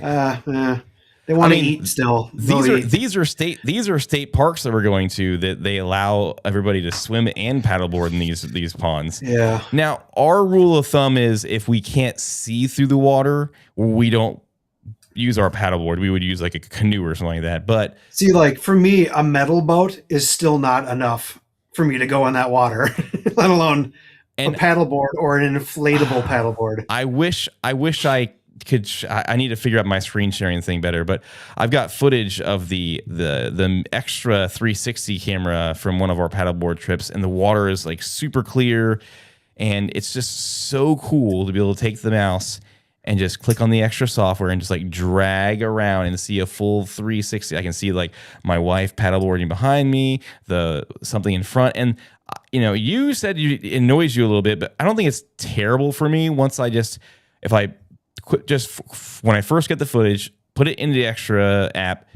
auto track whatever I want to track, and then export, and then just go back and find other angles again within the same exact realm, export, and then I can just put all my video, add it all in my video.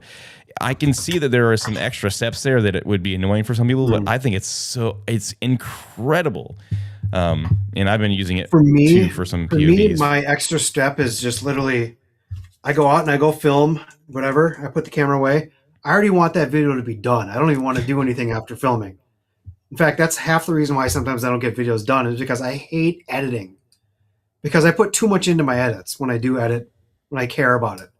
I just want to film and then go film the next thing. So having a 360 camera for me is just one more step for me to have to do. Even as easy it is. I know you can just hit the tracking thing and keyframing is super easy, but it's one extra step that I'm not a fan of. That's why I've never been a big fan of 360 cameras. Now, I did just get that 360 anti-gravity drone, which is literally the same issue. But to me, that thing is almost more fun just to fly than it is the footage that I'm going to get from it. Yeah.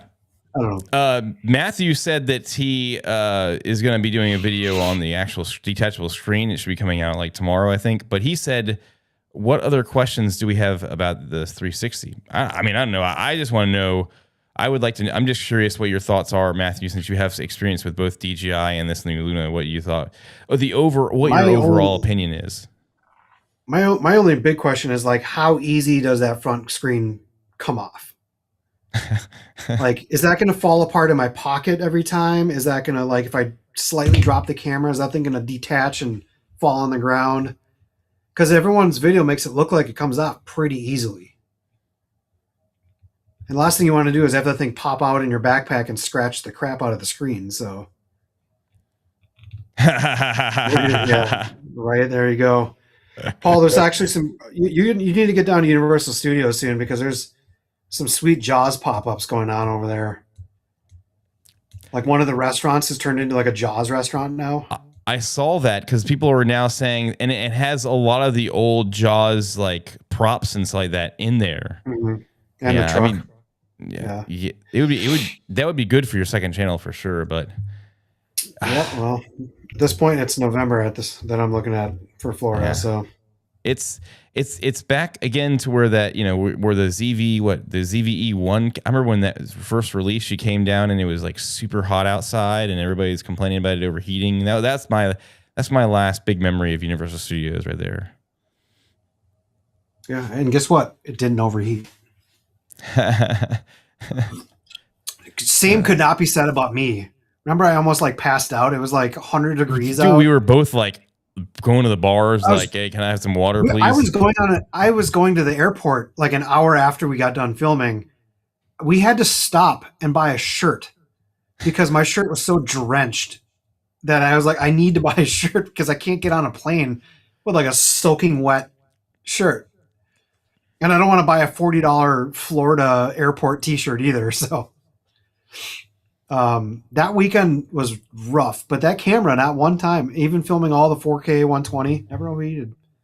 There's just something special about these small cameras. Like, I know that I'm crazy. I keep, like, I still have my Sony cameras and everything like that. But man, like every single, you know, I can't tell you how many times I've almost sold my A7S III just to get the ZVE1, because it's just that being just even that a little bit smaller just makes me happy. Mm-hmm. So like finding these like Muse, and I mean, I've been loving like the Nano or the Auto, you know, for POV. I mean, the image quality out of those things is incredible. You can vlog on those things.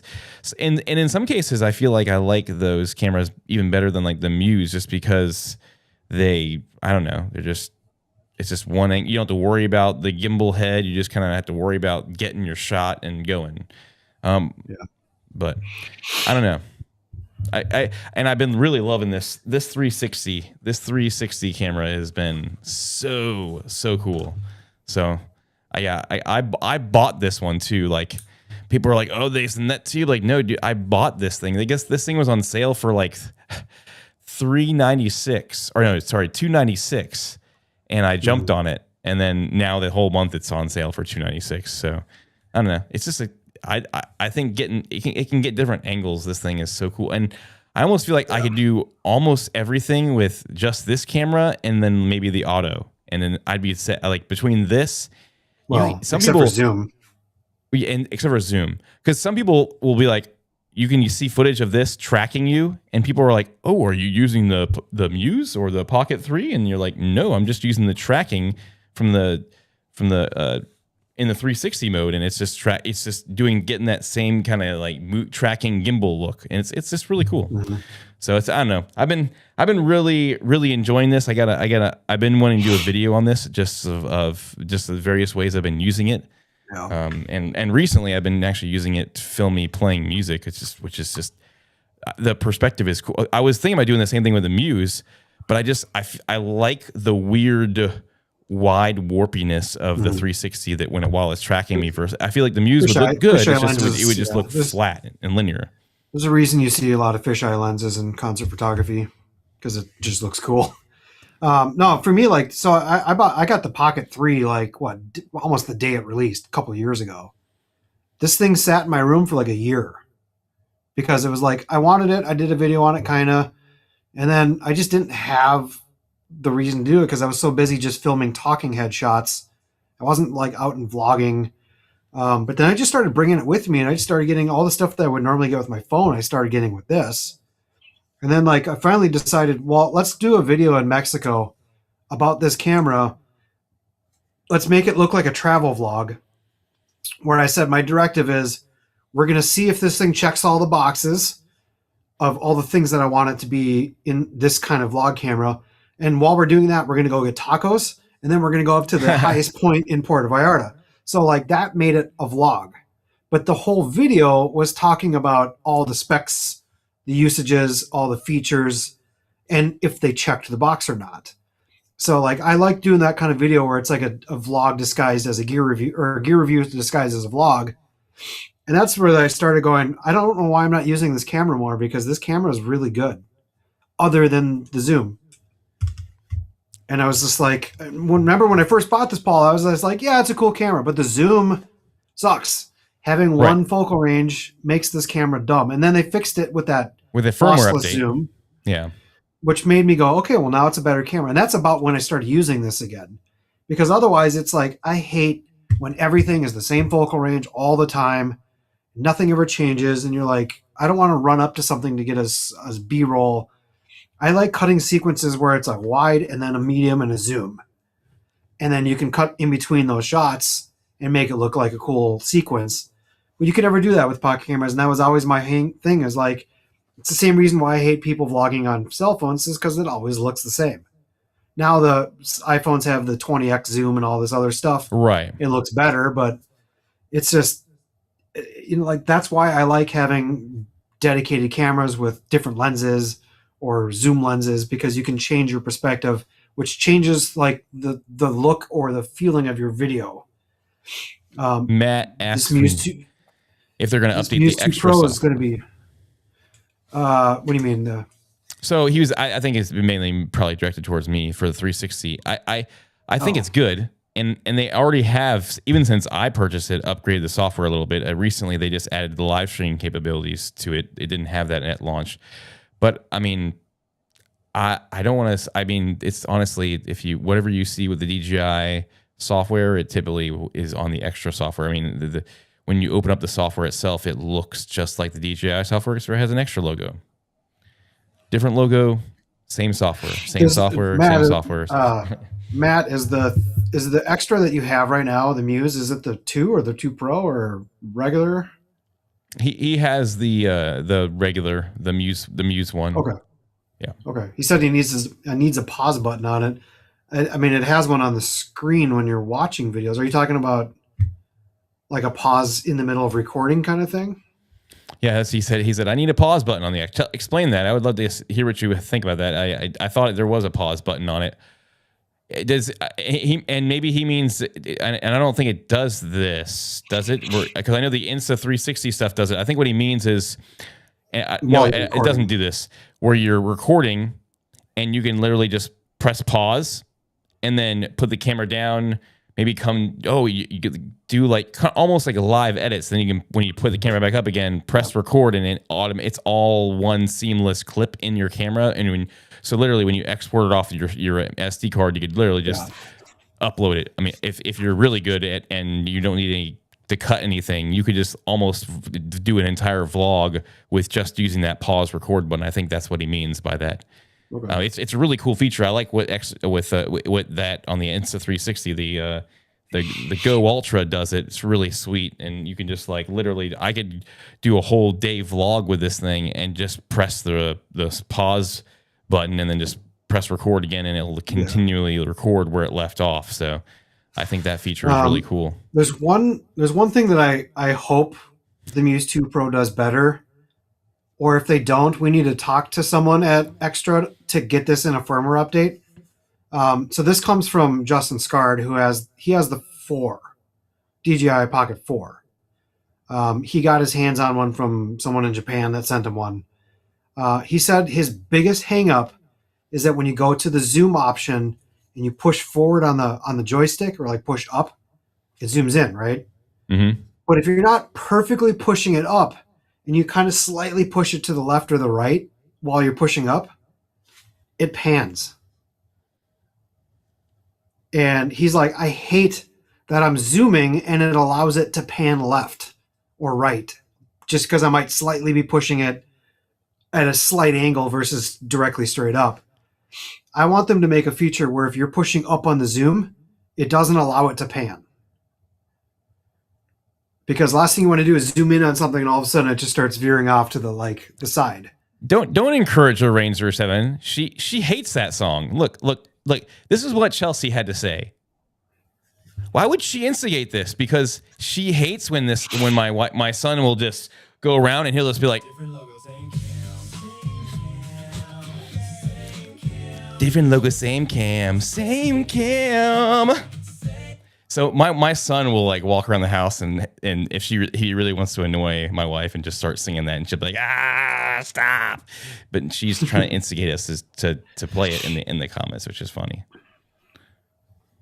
But yeah, that's one thing I want to see on the Pro. I want them to disable the pan while zooming, or at least have an option to disable the pan while zooming. Because if I'm zooming in, I'm already know what I'm aimed at. You know what I mean? Like, yes, you can do some cool zoom pans maybe as like a artistic choice, but like if I'm just trying to zoom in on something that I'm looking at, I want it to zoom straight. I don't want it to accidentally pan because I'm not perfectly pushing the button. And that's the thing that he says he hates about the Pro or about the 4 is that it allows it to do that. So it's really funny if my wife was to call me right now. Well, actually, I have my phone silenced, but I actually have that is set as that's my ringtone right now. The same cam chorus. It's a catchy tune, like Mr. Ranger says. So that's my ringtone right now. I don't know. I was, I don't come up with very catchy things very often, but when I do, a lot of people have told me that too. They're like, that is really a very it gets stuck in your head very easily. Now I'm sorry, Ranger 7's gonna be like walking around humming that to his wife and his kids, and they're gonna be like, shut up. I actually I shouldn't do it today. Ranger 7 is actually a musician too. He posted he did like some sort of like an action spoof music video. I couldn't tell you what it was. I listened to it today, but it's funny. I'm like, oh, I thought I was so original, but somebody's already done this before. So, well, anyways, Paul, I think moral of the story is if you want to get the Muse 2 Pro first and save like $60,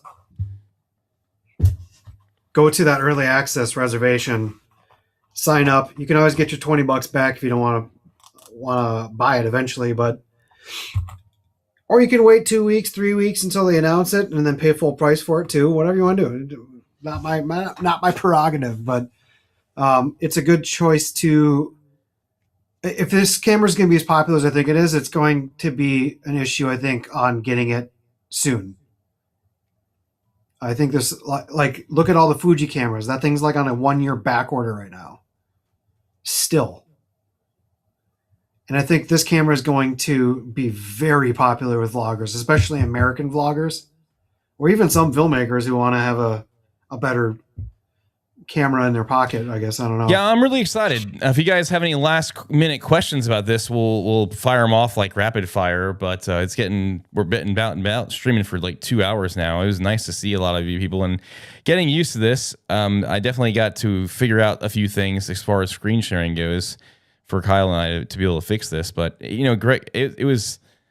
I missed doing this. It was great seeing your face, Kyle. I like streaming. I do. I think it's a fun. Yeah.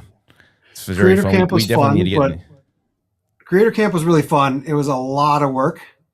Right. It was a lot when we did the game show, we always had to I spent all week diving through hundreds of those people's videos to find the funniest, most embarrassing things that I could use for questions. Then also cutting them, editing them. I had to copy them off their channels. We had to make the thumbnails. We had to make the intro every single week. When we talked to Eldine at Sony, he was like, hey, you guys, you can ever bring back that Creator Camp live stream? That shit was funny. And I was like, yeah. And we're like, that took so much time. You don't even know. I was like, if you want to sponsor it, but man, it's like, I got so into that it was hard to like get my other videos done. See, that's So- what, if Eldine really wants that to come back, I would be completely down. We could totally do that and do it on Sony's channel, and they could have their own. But also, we would have to go back to our old software because it was the only thing that I felt like we could use that was easy to use, especially for two people. Well, I could say this much. I actually like this software for most of the stuff. Now that, and when I'm getting used to it, this does integrate with our old software, and we could only use that just for the guest link, and we can still use this for 4K streaming. Yeah, and the guest. But then you be still have in to. 1080p. But you still have to pay for that link, and it would have to be like I think theirs maxed out at 1080, and that was like $40 a month or something like that, which is ridiculous. Yeah, I looked at it the other day. It's still the same, so nothing's changed there. Yeah. But hey, you know what? I mean, hey, if Sony was paying for it, why not, right? Don't do it. Don't do it. Don't do it. No, I'm not gonna do it. Don't worry. I just been having like, I have the instrumental going on in the background. Nothing, just a little okay. to end us out, you know. Can you all explain 4K 240 frames per second on Xtra and 4K 120 on Insta? Well, it's a hardware thing, and it's not 120; it's 100. The Insta 360 or the Insta Luna or whatever they call it, it's maxing out at 4K 100. So why they did 100 instead of 120 is beyond me. I'm not really quite sure. It's going to be the internals of the hardware in the camera. They probably tried doing something more than 100 and probably ran into overheating issues. That's majorly the reason why a lot of these companies won't put higher frame rates on cameras, because they overheat too quick. Hey, listen, worth it or not, we need to have you on next time. I think it'd be kind of fun. You're very knowledgeable on all these cameras, probably more so even than both Kyle and I. And it would be great to have you in the next run around, especially being that you and I were on that little same extra page thing they posted on social media. That was funny. But Chad. Yes. Hey, man, listen, I think we said this earlier before you were in here, man, like every camera is so good. It's just really a matter of whatever works with your workflow. And, you know, I got no hard feelings versus anybody. I appreciate you just stopping by my video today and showing me some love. So, and I appreciate you being in here today. So it's cool. I'm real excited about this 240 though, because you know me, Paul, I love slow motion. I bought that A7S3 and like S3, you got the every S3, every video I have is slow motion montages, but I did some slow motion with this guy in 120 when we were in Roatan. We were on the boat and Andrew's hair's blown in the wind and everything like that. And then I took off my hat to my bald head and I went in slow motion. I thought it was hilarious, but it looks great. It looks great on you. So I'm expecting that 240 to even be a step up from that. So. And I should know actually more pretty soon because not only obviously Xtra continues to send us out new stuff, but there is a guy that actually works. And this I don't know if I told you this. I think I briefly told this to you, Kyle. That works on the Xtra. Yes, he works for Xtra. So Xtra has a separate marketing team that they pay to help with their marketing side, and he works for that company, and his sole job is to do TikTok Extra. So he does like live streams with TikTok, and he lives like 20 minutes down the street from me. He told me that he wants to have me over at his studio to kind of help him arrange some things. So and he said he has some things he wants to pick my brain on, and possibly I might be able to see a few things that I'm not supposed to be able to see. But I don't know. I don't want to say it. I don't want to say that, but I might get something cool. I don't know. We'll see. But I definitely. What? Oh, good. Sorry. I was gonna say, you know what else I hate about this program? I don't have any control over anything that's going on the screen. Oh, because like you're only in as a guest, not like our old. I can't pin comments. Yeah. There was a comment from Worth It or Not. He's going to Roatan right now. Yes. On a cruise this week, he was trying to get the Muse 2 Pro before his cruise, and it's not showing up. I think his is going to show up in like, I don't know. Correct me if I'm wrong, Andre, but I think it's like what you said, like a week or two is before they get it, like a week after you get back from your trip or something like that. So that's a bummer. I know a guy that lives in Fort Lauderdale. He got his before the trip. His trip to Mexico. He just got back from Mexico. he told me that he had issues upgrading the firmware or something while he was on the go. So he got to shoot with it a little bit, but he didn't get to shoot with it nearly as much as he wanted to. So that was that's the problem that's the problem with prototypes is they're not updated firmware. A lot of times they're changing it every 3 days. Right. When I was in Astoria, I got the anti-gravity A1 360 drone, right? What better place to go film anything than in Cannon Beach, where they shot the Goonies, and Astoria with the iconic bridge and hillsides. And I get there, somehow or another, my goggles and my drone were on 2 different firmwares, even though I just flew it like 12 hours before that here in Minnesota. And of course, I need to do a firmware update for it to be able to fly. Went back to the hotel, connected to the Wi-Fi, would not do the firmware update. We went to a cafe, it did not do the firmware update. So I missed all of my footage on that drone in that city because I didn't have the stupid firmware updated. And when I got home, it took 6 minutes. And it updated just fine back here. So I'm a little pissed about that. Yeah, he said Andre's getting his the 29th, right after he comes back. So I think ours is coming in around the same time. I don't know. Don't quote me on that. I'm not even sure I'm supposed to say that live, but it's okay. I have almost zero communication with it. So I've gotten some sample footage and some charts and very little actual communication about stuff.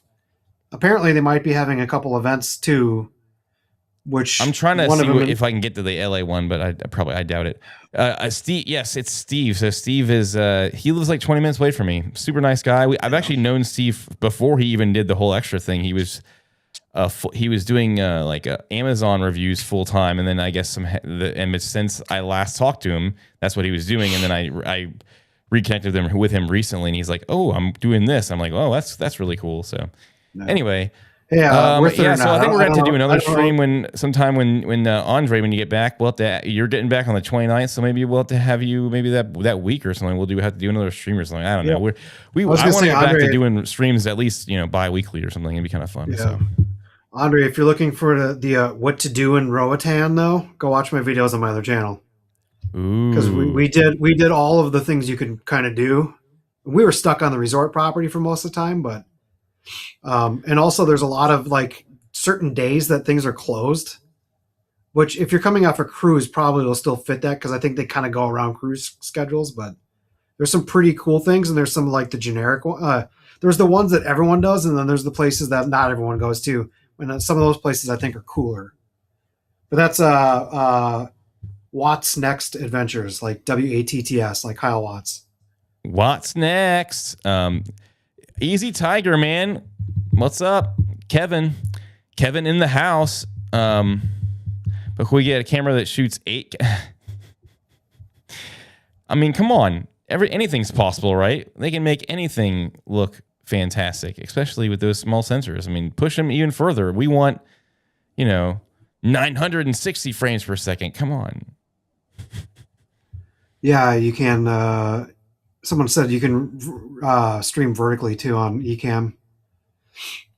You can, yes. Yeah. Ecamm is great. It can do a lot. I just wish that the guest thing is really the only thing. If they added, I got so babied with all the things where you can put all of the videos and photos that you want to share later, and you just click it and it starts. I like the ideas of you can share it. Whoever's on this channel can literally stream that on their own channel, and they can set that up themselves. Like right now, I'm only streaming on this live to my channel because I let you log me in and gave you my passwords to my YouTube so you could log me in.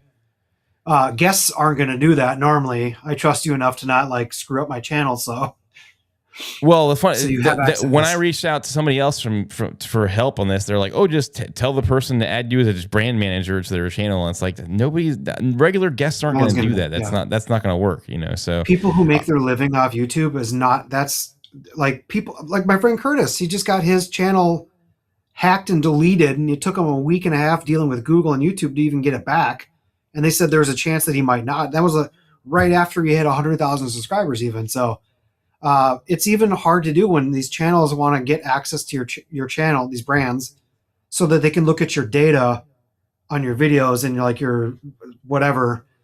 There's ways for them to do that. And even that's dangerous because it's like you're giving anyone access to anything on your channel, let alone like part of your channel, like you might get hacked, and it's not good. Doc is a very good friend. He's a very nice, kind man. Yes, we've known Doc for Kyle and I met him a while in person for like I don't know, like 4 years ago when we started doing NAB, and we've built a great connection and relationship with Doc, and he might be definitely one of the reasons that I'm using Ecamm right now. So great dude. And he's definitely, I definitely reach out to him for big questions, and as I continue to learn this. So been a really good dude. Easy Tiger Media. I mean, I've used the Pocket 3. Yes, he has a Pocket 3. He just did a video on his favorite accessories and how he uses it. If you haven't checked that out, gotta check out Kevin's channel on Easy Tiger Creative. I love Kevin's channel, and he's just down to earth on how he uses his stuff. I like channels that are just like, hey, I'm not going to shoot around. And he's not like a big salesy channel. He's just like, I'm going to show you how I use it, essentially. And if it works for you, it works for you. If it doesn't work for you, great. You know that. And I love. Yeah. I just I love that kind of stuff. He does. I just subscribe, but yeah, I've seen some of your videos. I got to start subscribing to people again more often. Hey, good night, Andre. We got to wrap this thing up too. My wife's gonna kill me. I was hoping to only do it for like an hour, but you know, I knew it wasn't gonna last an hour. I'm excited. I'm excited. I'm just excited. I want this Muse 2 in my. I wanted this Muse 2 in my pocket like 2 months ago. I definitely wanted it before Astoria, but I just want a good pocket camera with a good zoom that I can continue doing stuff. And I've definitely been promoting this to a lot of the people that I've been hanging out with, whether it's like Justin Scarred, Robbie Retro, all these kind of vlogger channels to let them know, like, hey, I know you guys feel like you're not going to get the camera you want this year unless you call someone in Japan to send it to you, but the Muse 2 is going to be the same camera, and you can get it cheaper, and you can get it here. So under $700, great 4K camera with a zoom. It's going to be awesome. And I think if it's anything as popular as what the Pocket 3 was, I think it'll be more popular personally, especially when people realize that you can get this one here. And then when people realize that it's the same DJI borrowed hardware software for cheaper, it's and available in the US. And you got support. This camera is going to be it's a in more people's hands than you can imagine soon.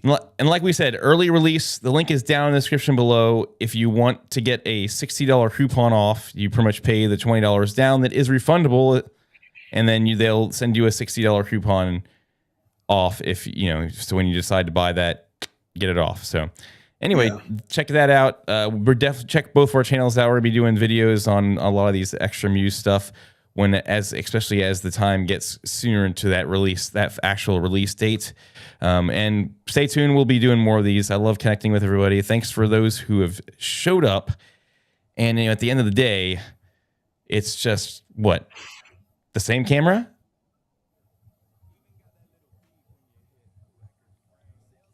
It didn't work good. All I gotta say is Johnny 5 is alive. Johnny 5 is alive.